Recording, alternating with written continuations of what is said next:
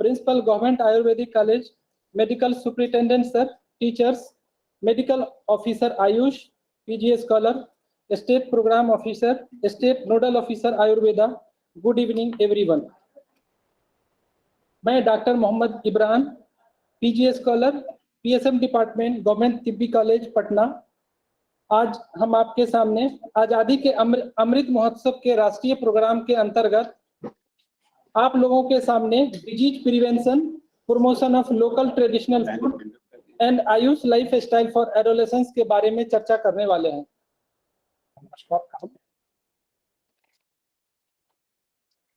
सबसे पहले adolescent WHO के अकॉर्डिंग 10 साल से 19 साल के बच्चों को हम एडोलेसेंट ग्रुप में रखते हैं। सेशन चल रहा है सर। एडोलेसेंट को हम 3 भागों में कैटेगराइज करते हैं: early adolescence, middle adolescence and let adolescence. Early adolescence जो एज ग्रुप है वो 10 से 14 साल के ग्रुप बच्चों को हम अर्ली एडोलेसेंस ग्रुप कहते हैं। मिडिल एडोलेसेंस ग्रुप 15 से 17 साल के बच्चों को, और लेट एडोलेसेंस ग्रुप 17 से 19 साल के बच्चों को। कुछ रिस्की बिहेवियर्स इन एज ग्रुप में जो बच्चों में देखने को मिलता है वो हम आपके सामने रखा। 10 से 14 साल के जो बच्चे होते हैं उसमें सेक्सुअल क्यूरियोसिटी की तरफ ज्यादा अट्रैक्ट होते हैं, इसको कह सकते हैं कि जिज्ञासा ज्यादा होती है उनमें। रिस्की बिहेवियर लाइक स्मोकिंग और अल्कोहल की तरफ भी ये ज्यादा अट्रैक्ट होते हैं, और ये अपने आप में बहुत ज्यादा एनर्जेटिक होते हैं, जिसकी वजह से उनको लगता है कि फील इनविजिबल, इसको कहते हैं कि हम बहुत ताकतवर, हम जो सोच रहे हैं वो सही है, बहुत ताकतवर अपने आप को वो फील कराते हैं। जो दूसरा मिडिल एडोलेसेंस ग्रुप है वो 15 से 17 साल के बच्चों को उस कैटेगरी में रखते हैं। ये एक्सट्रीम कंसर्न होते हैं, मतलब ये चिंता, अपने बारे में चिंता ज्यादा करते हैं, हम कैसे दिख रहे हैं, वो डेली शेविंग करेंगे, 5 से 7 दिन में अपना हेयर कट कराएंगे, अपने बॉडी के स्ट्रक्चर को चाहेंगे कि हम कैसे ग्रूम करें, उस पर ज्यादा से ज्यादा टाइम और फोकस देते हैं। जो 17 साल से 19 साल के बच्चे होते हैं उनको लेट एडोलेसेंस ग्रुप में हम रखते हैं। इस ग्रुप में जब बच्चे 17 और 19 के बीच में आते हैं तब जो ग्रूमिंग वाली कैरेक्टरिस्टिक है वो उनमें कम हो जाता है, लेकिन एक कैरेक्टर उसमें ऐड हो जाता है, पीर ग्रुप ओपिनियन, मतलब उनके जो हम उम्र बच्चे होते हैं वो उनके बारे में क्या ख्याल रखते हैं उसको वो ज्यादा तवज्जो देते हैं in comparison to teacher, guardian और पेरेंट्स। नेक्स्ट, कुछ कॉमन हेल्थ इश्यूज है इस हेल्थ ग्रुप के बच्चों को, 10 से 19 साल के बच्चों का, जो हम आपके सामने कुछ लिस्ट है बताने की कोशिश कर रहे हैं। Under nutrition and obesity, nutrition and micronutrients deficiency, tobacco chewing, alcohol and drug abuse, other infectious disease, injury, violence, mental health, over physical activities. Over physical activities इसको कहते हैं कि मतलब जैसे वो खेलने के लिए जाते हैं तो लगातार खेलना चाहेंगे, मैं सुबह जाऊं शाम तक कोई हमें न टोके, इस टाइप की एक्टिविटी। मोबाइल एडिक्शन, ये एक नया ऐड हुआ है आजकल टेक्नोलॉजी के क्रांति की वजह से। Over relying on the technology, ज्यादा से ज्यादा मोबाइल और टेक्नोलॉजी का यूज करते हैं।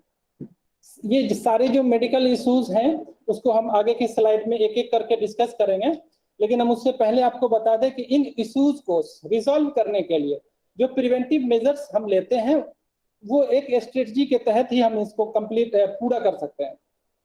वो स्ट्रेटजी है community based intervention, facility based intervention, social behaviour change communication, convergence with other department schemes. हम उसको ऐसे कह सकते हैं जैसे फैसिलिटी बेस्ड इंटरवेंशन। तो फैसिलिटी बेस्ड इंटरवेंशन में जो गवर्नमेंट ऑफ इंडिया अपनी स्कीम चला रही है, राष्ट्रीय बाल स्वास्थ्य कार्यक्रम, RKS के राष्ट्रीय RKS के प्रोग्राम, विप्स, इन सब प्रोग्राम को ज्यादा से ज्यादा इम्प्लीमेंट करना है। नेक्स्ट, कुछ हमारे पास टूल्स हैं, उस टूल्स को यूज करके इस टाइप की एक्टिविटीज को कम किया जा सकता है। जैसे वो ओवर फिजिकल एक्टिविटीज कर रहे हैं तो उन बच्चों को हम योगा की तरफ अट्रैक्ट करेंगे, फिजिकल एक्टिविटी जो हमारे आयुष का एक पार्ट है। काउंसलिंग सबसे ज्यादा जरूरी है, और काउंसलिंग अकॉर्डिंग जो इस एज ग्रुप में सेकेंडरी सेक्सुअल कैरेक्टर जो डेवलप होता है उसके लिए ज्यादा कॉन्शियस होते हैं, बॉडी में स्ट्रक्चरल जो चेंजेस होते हैं, हार्मोनल चेंजेस होते हैं, उन सबको हम काउंसलिंग करके उसको दूर कर सकते हैं। कम खाने और ज्यादा खाने की वजह से भी डिजीज होती है। कम खाने की वजह से न्यूट्रिशनल डिफिशियंसी होती है, उसको हम आयरन फॉलिक एसिड सप्लीमेंट देके पूरा कर सकते हैं। जो हमारे इस एज ग्रुप की लड़कियां हैं, बच्चियां हैं, उनको सैनिटरी पैड का इस्तेमाल करना, उनको कैसे डिस्पोज करना है, उसकी क्या अहमियत है, उसको उसको एजुकेट करके हम इसको पूरा कर सकते हैं। ये हमारे टूल्स हैं। प्रिवेंटिव हेल्थ चेकअप, ये हमारे 2 प्रोग्राम चल रहे हैं गवर्नमेंट ऑफ इंडिया की तरफ से बिहार के अंदर। एक है राष्ट्रीय बाल स्वास्थ्य कार्यक्रम, जो इसमें हमारे आयुष डॉक्टर ही काम करते हैं। ये एक टीम होती है जिसमें एक व्हीकल गवर्नमेंट की तरफ से दिया जाता है। इसमें 2 आयुष चिकित्सक होते हैं, एक फार्मासिस्ट और एक नर्स होते हैं, जो स्कूल और आंगनबाड़ी में जाते हैं और वहां पर जा करके 30 डिजीज होते हैं, उनको हम चेक करते हैं, अर्ली डायग्नोसिस और उसका मैनेजमेंट करते हैं। तो हम उनका भी इस्तेमाल करके इस टाइप के एडोलेसेंस डिजीज जो डेवलप हो रही है, जो हेल्थ इश्यूज हो रहे हैं, उनको हम इससे कम कर सकते हैं। RKS के राष्ट्रीय किशोर स्वास्थ्य कल्याण कार्यक्रम, ये भी एक सरकार का प्रोग्राम है जो नेशनल हेल्थ मिशन के अंतर्गत आता है। इन को यूज करके हम प्रिवेंटिव हेल्थ चेकअप करके बच्चों की इस टाइप की जो हेल्थ इश्यूज आ रहे हैं उसको हम कम कर सकते हैं। सेक्स एजुकेशन दे करके भी हम इस टाइप की एक्टिविटीज में अपना योगदान दे सकते हैं। वो जो हम स्ट्रेटजीज बना रहे थे, उसमें जो 4 कैटेगरी था, उसमें से एक है कम्युनिटी बेस्ड इंटरवेंशन। उसमें है पीर एजुकेशन। पीर एजुकेशन कहते हैं जो हम उम्र होते हैं बच्चे, उनको एक इकट्ठा करके हम उनको एजुकेट करें इस टाइप की जो जितने हेल्थ इश्यूज आ रहे हैं इस हेल्थ एज ग्रुप में, उसको हम पीर एजुकेशन दे करके उसको कम कर सकते हैं। और स्कूल में एक मंथली एडोलेसेंट हेल्थ डेज हम बनाए, जो भी स्कूल है, चूंकि हमारा ये टारगेट ग्रुप ही है 10th और 12th के बच्चों को, तो मेरी तरफ से ये आग्रह रहेगा सर को कि आप उनको इम्प्लीमेंट कराएं आगे। अगर मंथली एक हेल्थ डेज मनाया जाए और उसमें ये सारे इश्यूज को अगर हम रखते हैं और अवेयर करते हैं, तो शायद इस टाइप की जो हेल्थ इश्यूज आ रहे हैं उसको हम कम कर सकते हैं। गवर्नमेंट का प्रोग्राम चल रहा है weekly iron folic acid supplement, जहां तक हमको याद है हर बुधवार को ये एक गोली होती है नीली कलर की, जो हर बच्चे को खाने के बाद दोपहर में दिया जाता है। तो इसको अच्छे से इम्प्लीमेंट कराया जाए। ट्रेडिशनल फूड, वो बच्चे जो माल न्यूट्रिएंट है उनको ट्रेडिशनल फूड की तरफ हम अट्रैक्ट करें। आगे की स्लाइड में हम उनको बताएंगे कि किस टाइप के ट्रेडिशनल फूड किस टाइप की डिजीज में हम उनको दे सकते हैं। मेंस्ट्रुअल हाइजीन, ये भी जो हमारी बच्चियां होती हैं एडोलेसेंट एज ग्रुप की 10 से 19 साल को, उनको मेंस्ट्रुअल हाइजीन के बारे में हम एजुकेट करके कम्युनिटी बेस्ड इंटरवेंशन करके हम एडोलेसेंस की जो इस डिजीज को हम प्रिवेंट कर सकते हैं। एक सबसे बड़ा इशू है हमारे यहाँ बिहार के अंदर के जो बच्चे हैं, हमारे यहाँ के बहुत माल न्यूट्रेंट है। कहते हैं कि जो 50% गर्ल्स एडोलेसेंट है वो माल न्यूट्रेंट है और 35% बॉयज ये माल न्यूट्रेंट है। यूनिसेफ का डेटा है, इसमें ईयर इसमें मेंशन नहीं है। 1.22 करोड़ चिल्ड्रन जो है वो माल न्यूट्रिस्ट है। माल न्यूट्रिस्ट कहते किसको है? माल न्यूट्रिस्ट उनको कहते हैं एक स्टैंडर्ड बैलेंस डाइट अगर किसी ने नहीं लिया, उसकी कमी अगर हो गई, जैसे 2000 से 2500 कैलोरी चाहिए इस ग्रुप को ग्रोइंग करने के लिए, अगर उससे वो कम लेते हैं तो वो माल न्यूट्रिएंट हो जाएंगे। नेक्स्ट एक चार्ट हम रखने की कोशिश कर रहे हैं, ये हर स्कूल में या हर प्रैक्टिशनर आयुष चिकित्सक अपने पास रखें।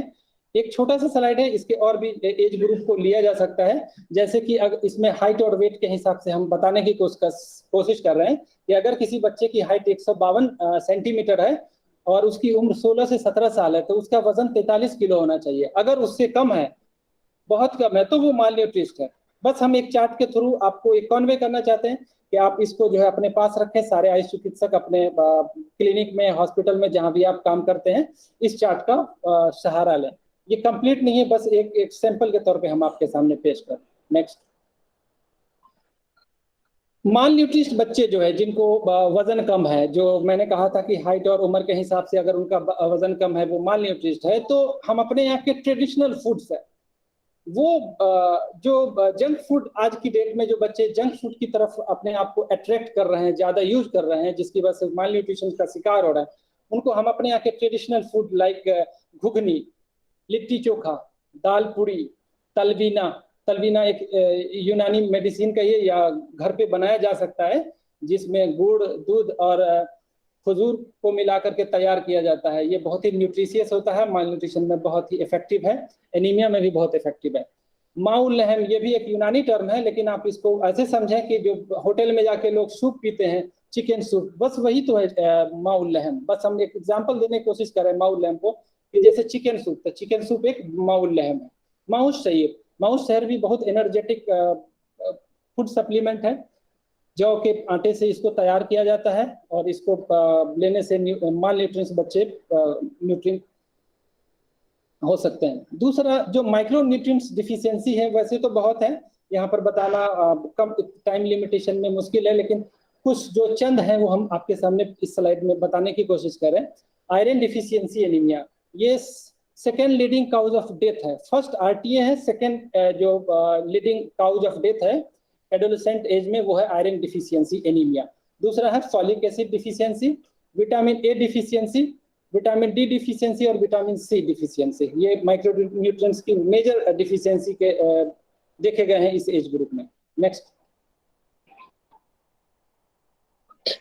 एनीमिया। एनीमिया ये एक चार्ट के थ्रू बताने की कोशिश कर रहे हैं कि अगर उसका ब्लड लें किसी एनीमिया के मरीज का और एक नॉर्मल पर्सन का, तो स्लाइड को माइक्रोस्कोप में देखने के बाद इस टाइप से दिखाई देता है।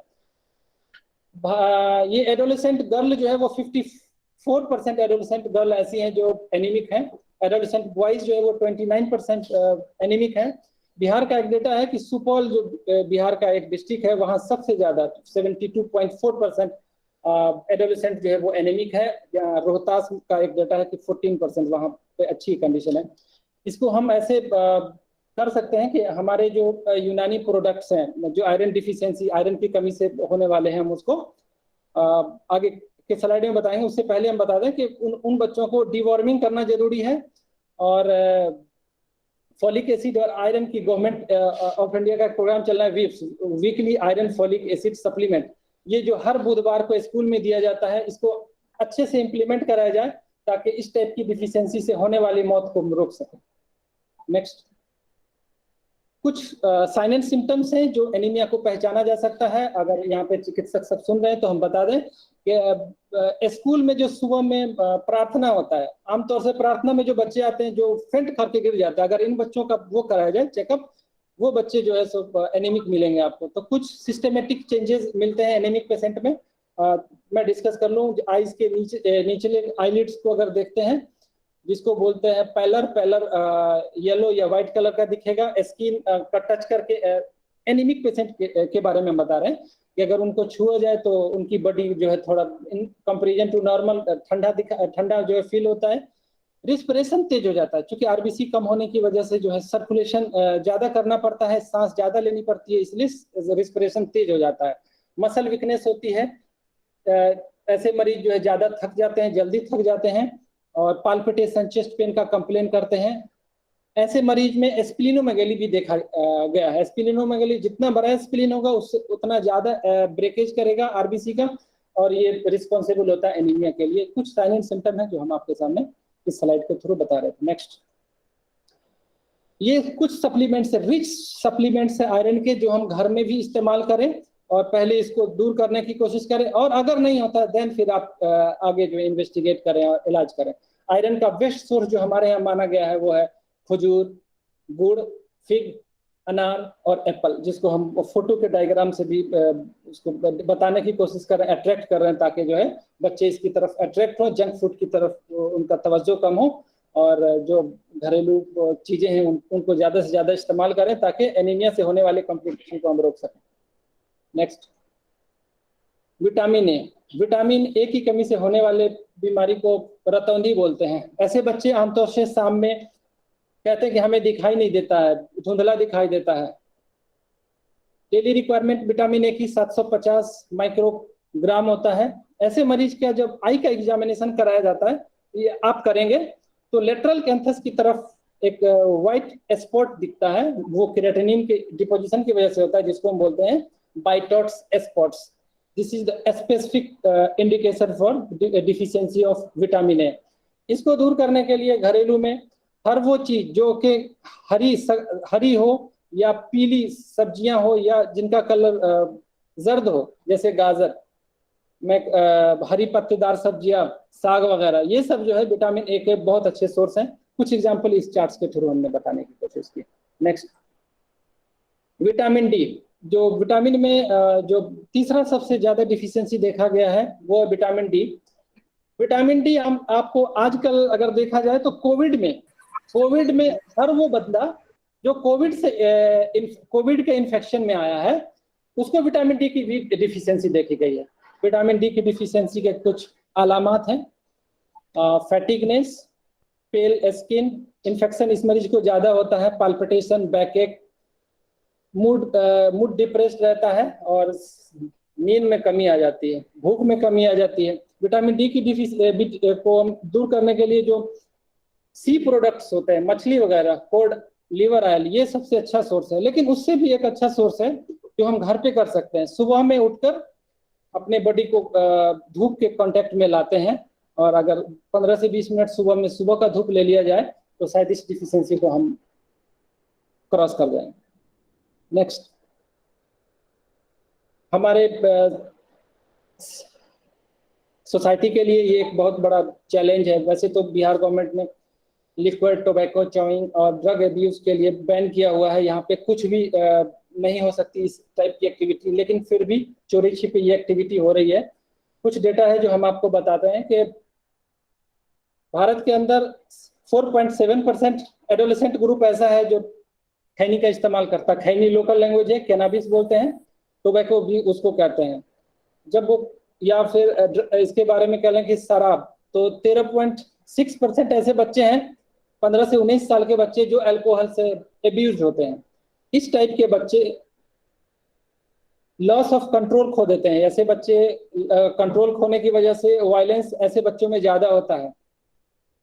बताने की कोशिश इसलिए कर रहे हैं कि ऐसे बच्चे सोसाइटी में मिल रहे हैं, इसको हम लोगों को सोसाइटी में एडवर्टाइज करना है। वैसे तो गवर्नमेंट भी कर रही है लेकिन फिर भी चोरी छिपे चल रहा है। इसको नहीं होने के लिए एक्टिविटी हमको ऐसी करनी है, बैनर के थ्रू, एडवर्टाइजमेंट के थ्रू, ताकि इस एक्टिविटी को कम किया जा सके और एडोलेसेंट ग्रुप में होने वाले इस कॉम्प्लिकेशन को हम कम कर सकें।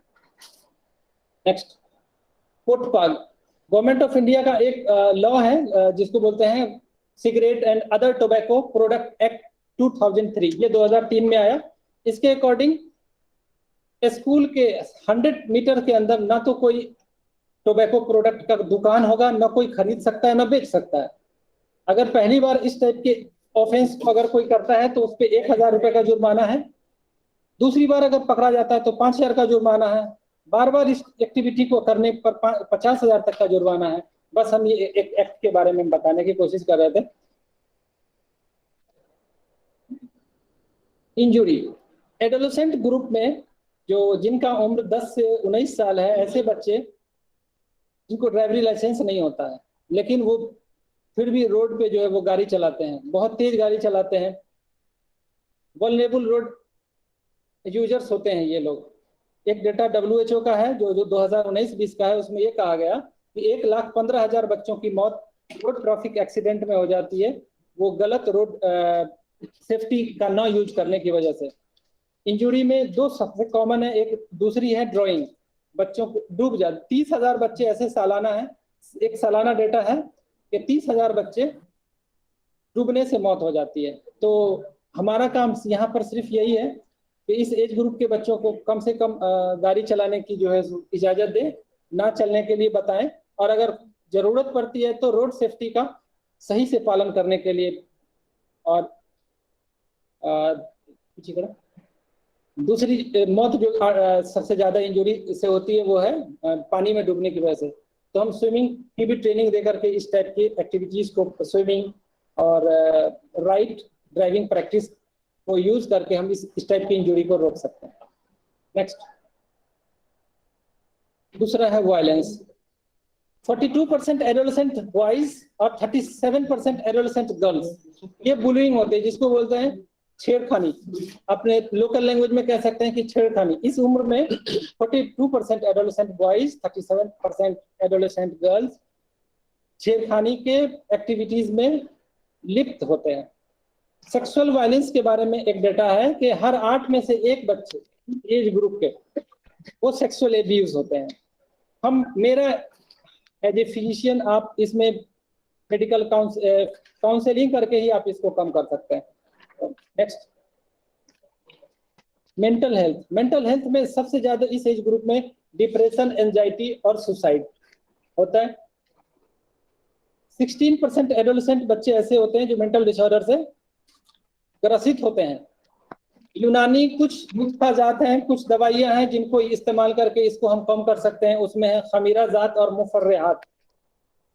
वो दवाएं जो खुशबूदार होती हैं, मुस्क, अंबर, जाफरान, इस टाइप के मुफरत अद्वियाओं को इस्तेमाल करके मेंटल हेल्थ को हम इम्प्रूव कर सकते हैं, ताकि बच्चे जो 16% बच्चे हमारे डिप्रेशन, एंजाइटी और सुसाइड के एक्टिविटीज में विलिप्त होते हैं, हम उसको कम कर सकें। नेक्स्ट, इनके अलावा कुछ स्पेशल इन्फेक्शंस भी इस ग्रुप में ज्यादा देखने को मिलता है। रेस्पिरेटरी ट्रैक्ट इन्फेक्शन, खास करके suppurative otitis media, chronic suppurative otitis media, diarrhoea, dental caries, scabies, क्योंकि ज्यादा साफ सफाई नहीं होने की वजह से इन्फेक्शन होता है। ग्रुप में रहते हैं ये बच्चे तो एक दूसरे को ट्रांसमिट होता है। इसी एज ग्रुप में मेनिंजाइटिस भी ज्यादा देखा गया है। इसको हम गवर्नमेंट ऑफ इंडिया का एक वैक्सीन है जिसको बोलते हैं जापानीज इंसेफेलाइटिस वैक्सीन, उसका इस्तेमाल करके जेई से होने वाले मेनिंजाइटिस को हम रोक सकते हैं।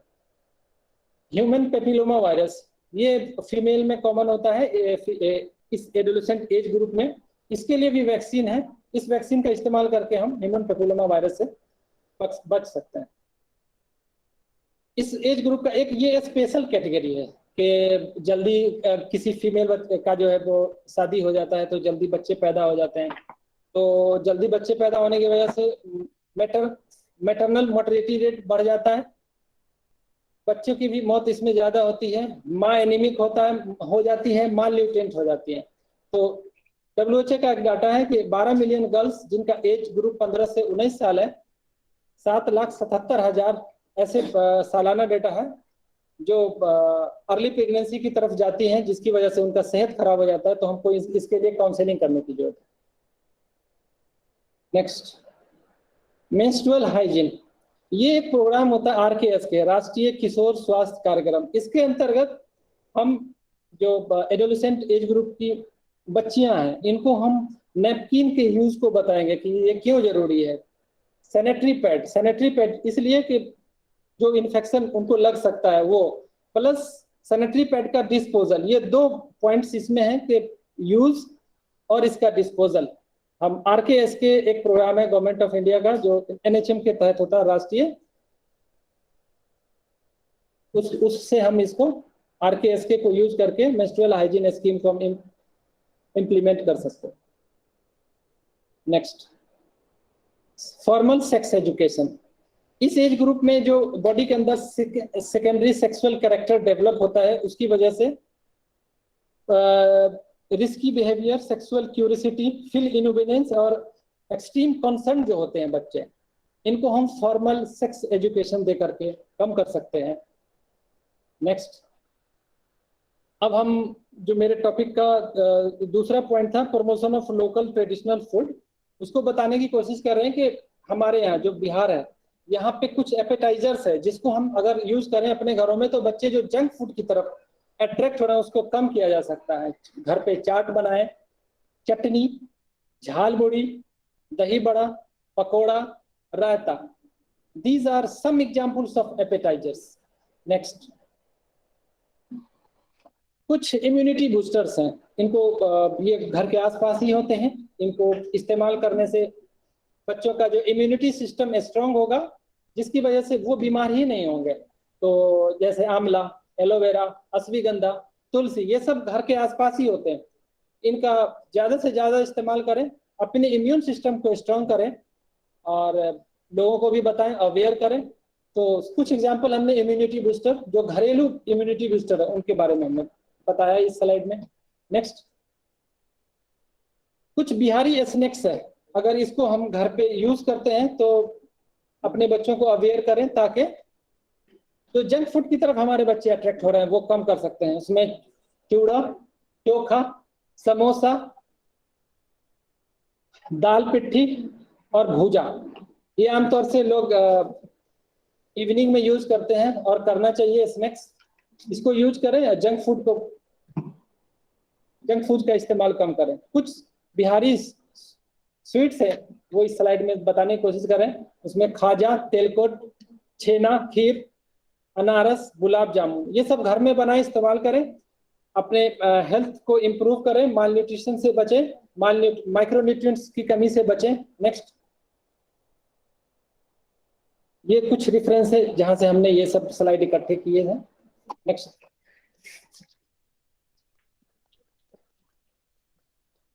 थैंक यू डॉक्टर इब्राहिम, बहुत बहुत शुक्रिया आपका ये 3 टॉपिक को एक जगह इकट्ठा करने के लिए। जो नेक्स्ट प्रेजेंटर है हमारे